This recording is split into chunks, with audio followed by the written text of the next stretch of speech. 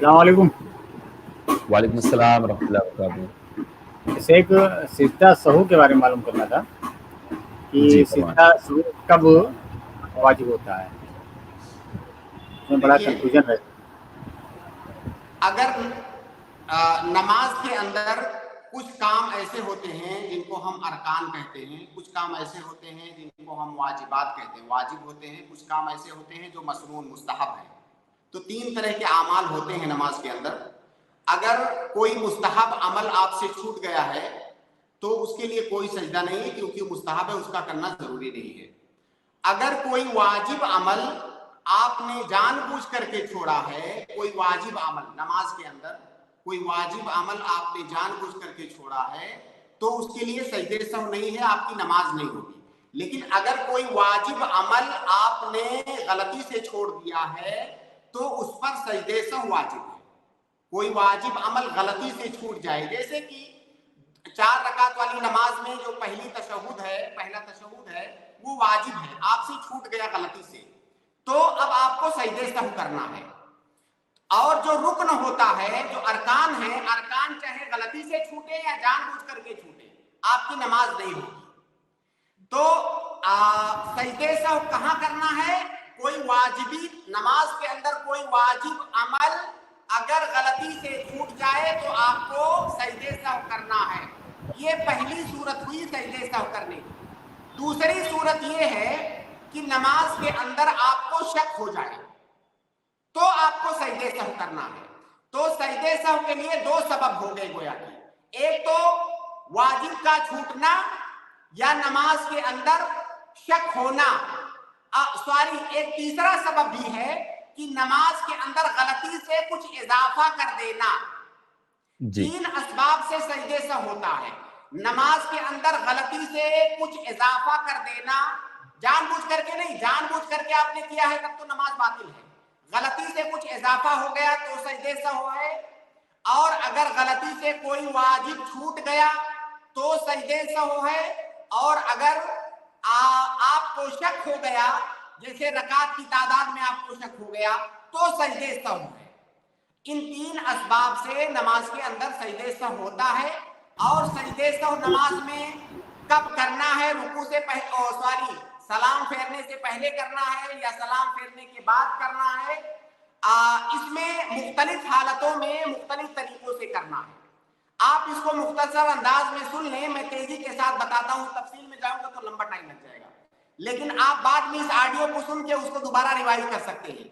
پہلا طریقہ، اگر نماز کے اندر کوئی کمی ہو گئی، آپ سے غلطی سے کوئی چیز کم ہو گئی، جیسے آپ کا پہلا تشہد چھوٹ گیا غلطی سے، اگر کوئی کمی ہو گئی ہے نماز میں تو سجدہ سہو کا طریقہ یہ ہے کہ آپ جو ہے سلام پھیرنے سے پہلے سجدہ سہو کریں گے. سلام پھیرنے سے پہلے سجدہ سہو کر کے 2 سجدہ کر کے پھر سلام پھیریں گے. دوسری صورت یا دوسری حالت یہ ہے کہ نماز میں کچھ اضافہ ہو جائے آپ سے، آپ غلطی سے 4 رکعت کے بجائے آپ 5 رکعت پڑھ لیے، اور جب 5ویں رکعت میں تشہد میں بیٹھے تو آپ کو یاد آیا کہ ارے یار میں نے تو 5 رکعت پڑھ لیا، تو یہ اضافہ ہو گیا. اگر اضافہ ہوا ہے تو سلام پھیرنے کے بعد پھر 2 سجدے سہو کریں گے اور سجدے سہو کر کے پھر سلام پھیریں گے. یہ دوسری حالت ہوئی. تیسری حالت یہ ہے کہ آپ کو شک ہو جائے نماز میں. اب شک میں بھی 2 حالتیں ہیں. شک میں ایک حالت یہ ہے کہ مجھے شک تو ہو رہا ہے لیکن ایک طرف میرا رجحان زیادہ جا رہا ہے کہ یار 75% لگ رہا ہے کہ میں نے 3 رکعت پڑھا ہے اور 25 لگ رہا ہے کہ میں نے 4 پڑھا ہے. تو جدھر آپ کا رجحان زیادہ جا رہا ہے اسی کو آپ صحیح مانیں اور اسی کے مطابق آپ اپنی نماز مکمل کریں اور سجدہ سہو آپ سلام پھیرنے کے بعد کریں. جب رجحان کی بنیاد پر آپ سلیکٹ کر رہے ہیں تو آپ سلام پھیرنے کے بعد سجدہ سہو کریں. اور شک کی دوسری صورت یہ ہے کہ ایسا شک ہو جائے کہ کچھ آپ کو پتہ نہیں چل رہا ہو، 50-50 لگ رہا ہو، تو ایسی صورت میں جو کم تعداد ہو رکعت کی اسی کم تعداد کو مان کر کے آپ نماز کو مکمل کریں اور سلام پھیرنے سے پہلے آپ سجدہ سہو کریں.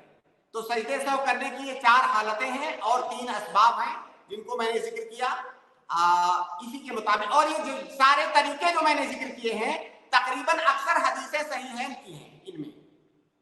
جی शुक्रन जज़ाकल्लाह खैर मोहम्मद यूसुफ भाई, उम्मीद है कि आपके सवाल का जवाब मिल गया होगा। प्लीज आप लोग अगर इस सवाल से रिलेटेड कोई सवाल है तो आप पूछ सकते हैं। इसमें पता कैसे चलेगा वाजिबात क्या है, ये बता दीजिए बस। अब देखिए ये तो अलग मसला है, नमाज के अंदर पूरी नमाज का तरीका आपको जानना पड़ेगा, सीखना पड़ेगा। तो इस बेहतर ये है कि आपके आसपास कोई आलिम रहते हो तो उनसे आप नमाज के अरकान और वाजिबात और सुनन जो है उनसे सीख लें। देखिए मुख्तसर तौर से मैं आपको बताता हूँ, अगर कोई चीज मुझसे छूट ना जाए तो पहला जो आप तकबीर तहरीमा कहते हैं वो रुकन है, पहली तकबीर वो रुकन है जी। उसके बाद जी। जितनी तकबीरात हैं, तकबीरात इंतकाल जिनको कहते हैं, वो सब वाजिब है। इसी तरह से रुकू करना ये रुकन है, रुकू करना ये रुकन है, रुकू से उठना ये रुकन है, सजदा करना ये रुकन है, सजदे से उठना ये रुकन है। और रुकू के अंदर जो दुआ पढ़ते हैं आप या सजदे के अंदर जो दुआ पढ़ते हैं ये वाजिब है। इसी तरह से जो पहला तशहुद करते हैं आप वो वाजिब है। हो बात चीजें और भी होंगी, नमाज की पूरी तफसीलात को जब हम शुरू से आखिर तक दोहराएंगे तो वो आएंगी। आपके लिए बेहतर ये है कि अपने आसपास किसी आलिम से उसके पास बैठ करके सारी चीजें आप नोट कर लें और सीख लें।